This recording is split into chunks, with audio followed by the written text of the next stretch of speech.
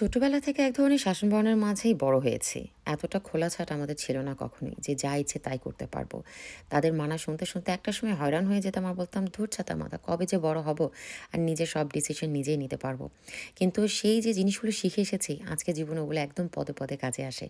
আমিও চেষ্টা করি আমার বাচ্চাদেরকে সেই জিনিসগুলো শেখানোর জন্য। আরও তো নতুন কত কিছু জীবনের এক্সপেরিয়েন্স থেকে শিখেছি।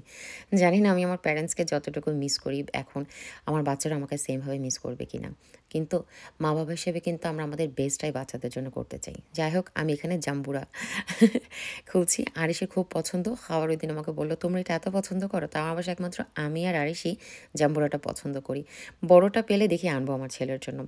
রিসেন্টলি আমরা এটা খাওয়া শুরু করেছি। এত বছর কেন খাইনি জানি না। বাট ছোট দুজনের জন্য হচ্ছে মুসাম্বি। ওরা আবার এটা খুব বেশি পছন্দ করে। ভিটামিন সিটা কিন্তু খুবই দরকার বাচ্চাদের জন্য। স্পেশালি উইন্টার চলে এসেছে। এই সময় তো ভিটামিন সি বেশি, বেশি খাওয়া দরকার। যাই হোক, খুলে দিলাম ওদেরকে। আর এরপর হচ্ছে যেটা আমি আমার নিজের জন্য একটু লবণ আর ক্রাশ চিলি দিয়ে নিলাম। সেই যে ছোটবেলার স্বাদ, নানু বাড়িতে গেলে ও খোদা!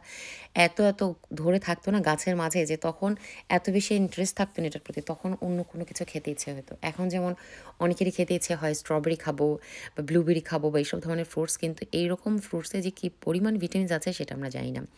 তো যাই হোক, আমি আমার বড় ছেলের জন্য একটুখানি মালাই দুধ বানাচ্ছি। এইজন্য সবকিছু মসলা-টসলা দিয়ে, বাদাম দিয়ে অ্যালমন্ডটা দেখলাম যে শেষ হয়ে গেছে। আমার বাসায় অ্যালমন্ড শেষ হয়ে গেছে দেখে অ্যাকচুয়ালি গতকালকে আমি একটা ডেজার্ট বানিয়েছিলাম। সেখানে ব্যবহার করে বাচ্চারা সবাই মিলে বসে লাস্টে যতটুকু ছিল শেষ। তো আমি জাস্ট পিস্তাচিও, খেজুর আর কিশমিশ, একটু সফ আর হচ্ছে ঘি দিয়েই, দুধ দিয়ে আমি এটা জ্বাল দিয়ে দিচ্ছি আরিশকে। আরিশের কয়েকদিন যাবত শরীরটা খুব খারাপ যাচ্ছে। ও নাকি খুব বেশি উইক ফিল করছে। ওর কথায়, কথায় ফিল হচ্ছে ওর জ্বর আসতেছে, বাট ওর জ্বর নেই। তো ভাবলাম যে আমি এটা বানিয়ে দেই, and he just loved it. কিন্তু আমার ছোট ২ জন যে আছে ওরা সবকিছু খেতে চায় না। এটা তো খাবেই না। সাথে আমি একটু জাম্বুরা অফার করলাম যে, "খান আব্বারা।" কেউ খেলো না। যাই হোক, যে যেটাতে খুশি থাকে। আমি ছোটবেলায় কোথায় সবকিছু খেতাম। এত চুজি ছিলাম আপনাদের ধারণার বাইরে। এখন তো সবকিছুই খাই মাশাআল্লাহ। সো যাই হোক, আমি আজকে অ্যাকচুয়ালি একটা পার্সেল আপনাদের সাথে শেয়ার করব খুলে যে কি, কি এসেছে। তার আগে আমি আপনাদের সাথে এই কার্ল ক্রিমটা শেয়ার করি। এটা আমি TikTok থেকে পেয়েছি।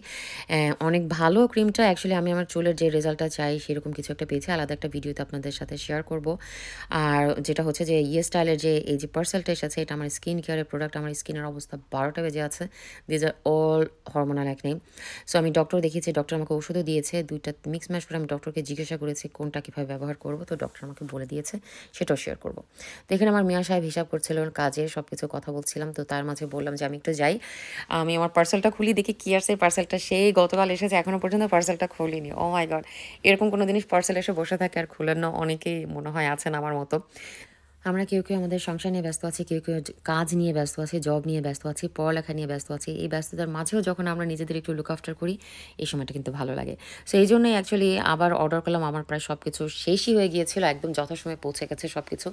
এখানে আমি যে প্রোডাক্টগুলো অর্ডার করেছি অ্যাকচুয়ালি ডাবল কিছু জিনিসও আছে।